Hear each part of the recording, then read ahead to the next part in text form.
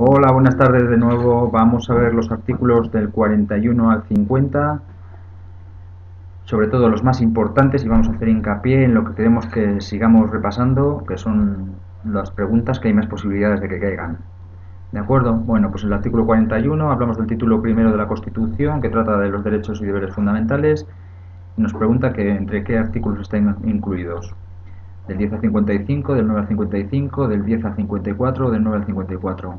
Lo estudiamos por palabras claves, ¿os acordáis? Preliminar derechos, corona cortes, gobierno, relaciones, poder, economía, organización, tribunal, reforma. Preliminar derechos, 1, 10, 56. Pues va del 10 al 55. 56 ya es el título segundo, entonces es el 41, la A. Muy sencilla y rápida, ¿verdad? La 42 son penas menos graves, la prisión de hasta 5 años, la inhabilitación absoluta de menos de un mes, la prisión de 3 meses a 5 años y la multa de hasta 3 meses. Igual, los que os lo habéis aprendido por palabras clave no tenéis ningún problema en aceptar la pregunta. La prisión de 3 meses hasta 5 años. Hay que tener en cuenta que dentro de las menos graves estaba prisión, inhabilitación espacial, suspensión, privación, privación, inhabilitación, privación, prohibición, prohibición, multa, multa y trabajos en beneficio de la comunidad. No os olvidéis que es muy importante, la responsabilidad personal subsidiaria por impago de multa puede tener naturaleza de menos grave o leve, según le haya correspondido, según la corresponda la pena que le corresponda sustituir. La pregunta 43, vamos a bajar un poquito más para que le podamos leer. ¿Cuál es la respuesta incorrecta? A los autores de tentativa de delito se les impondrá la pena inferior en 2 grados a la señalada por la ley de un delito consumado. A los cómplices de un delito consumado o intentado se les impondrá la pena inferior en grado a la fijada por la ley para los autores del mismo delito. La C, cuando en el inductor o en el cooperador necesario no concurran las condiciones, cualidades o relaciones personales que fundamentan la culpabilidad del autor, los jueces o tribunales podrán imponer la pena inferior en grado a la señalada por la ley. Y la D, que las circunstancias agravantes o atenuantes que consistan en cualquier causa de naturaleza personal agravarán o atenuarán la responsabilidad solo de aquellos en quienes concurran. Esta pregunta es bastante larga, vienen incluidos, como podéis ver, todo el tema de la tentativa,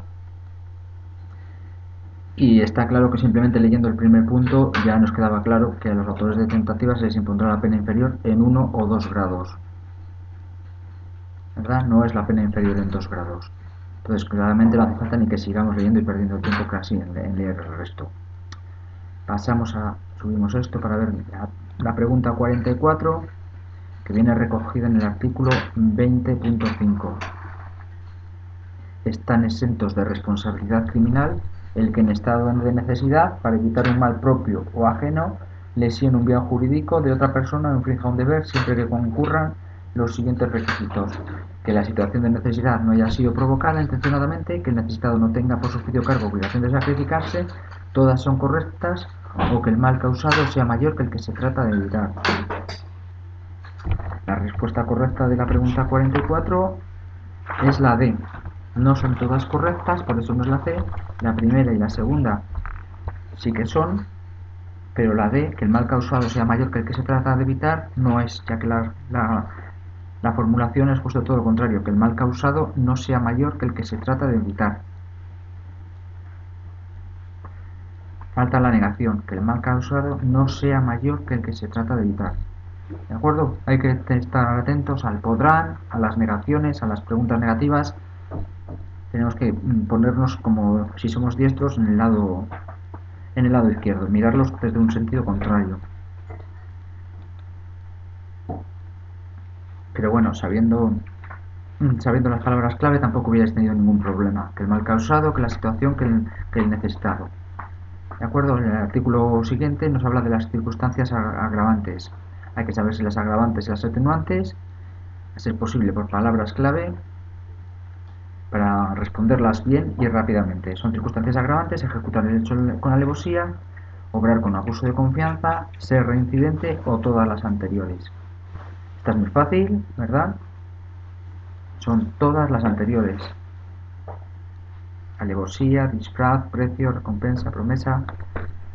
La 43 no se pueden clasificar dentro de las teorías absolutas sobre los fines de las penas una de las siguientes: la teoría de expiación, la teoría de la legítima defensa del Estado, la de la retribución divina o la de la retribución ética. Sí, es la de la teoría de la legítima defensa del Estado de Surs, Martin y Romagnosi. La 44, en el régimen penitenciario enunciado por Jeremías Bentham, hay varios principios considerados básicos para que sea eficaz. Uno de los siguientes no forma parte de ellos. Es la regla de la dulzura, la regla del silencio, la regla de la severidad o la regla de la economía. La respuesta correcta es la regla del silencio.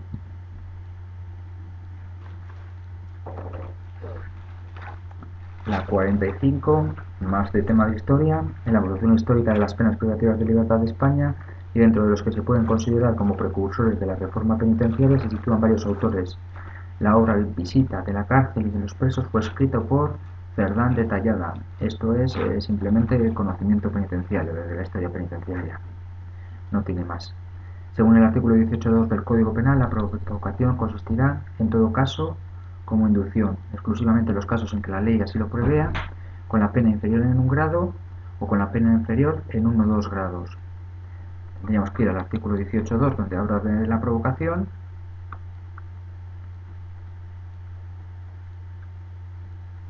y nos dice que la provocación se castigará exclusivamente en los casos en que la ley así lo prevea, ¿verdad?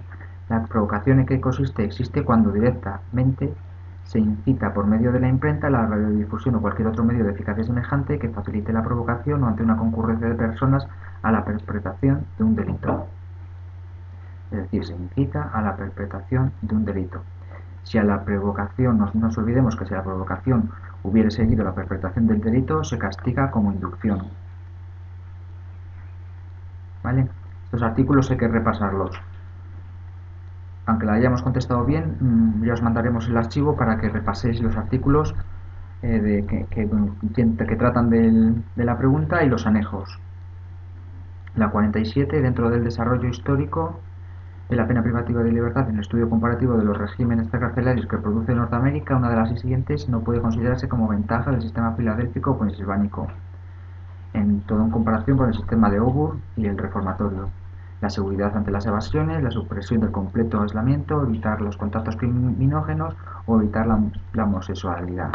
Esta es muy sencilla también. Es la supresión del completo aislamiento. La B. La 48, dentro del desarrollo histórico de la pena privativa de libertad en España, por su sistemática y por lo avanzado de alguna de sus normas, está considerada como la primera ley penitenciaria española la siguiente descripción. ¿Cuál se considera la primera ley penitenciaria española? Pues la ordenanza de los presidios de Arsenales del 20 de mayo de 1804. Y el 49 indique cuál de las siguientes reglas no está contemplada en el artículo 8 del Código Penal. El precepto subsidiario se aplicará solo en defecto del principal, el precepto especial se aplicará con preferencia al general, el precepto subsidiario se aplicará solo en defecto del principal desde declare expresamente dicha subsidiariedad, ya sea tácitamente deducible, o el precepto penal más amplio o complejo observará a los que castigan las infracciones consumidas en aquel. Ya sabéis que de esta pregunta, siempre que haya alguna pregunta de este artículo, el precepto subsidiario se aplicará en defecto del principal siempre que se declare expresamente dicha subsidiariedad. Este es uno de los que no está comprendido.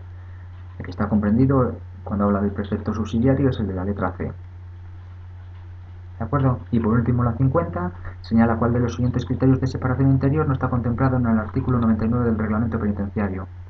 Respecto de los penados, las exigencias del tratamiento, sexo, emotividad o antecedentes delictivos. Nos suenan todos: sexo, emotividad, edad, antecedentes, estado físico penal, y respecto a los penados, las exigencias del tratamiento, que era lo que cantábamos, ¿no?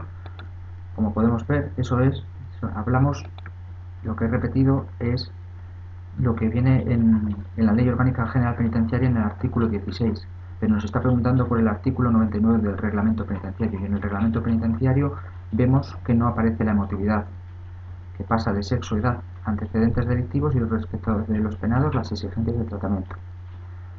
¿De acuerdo?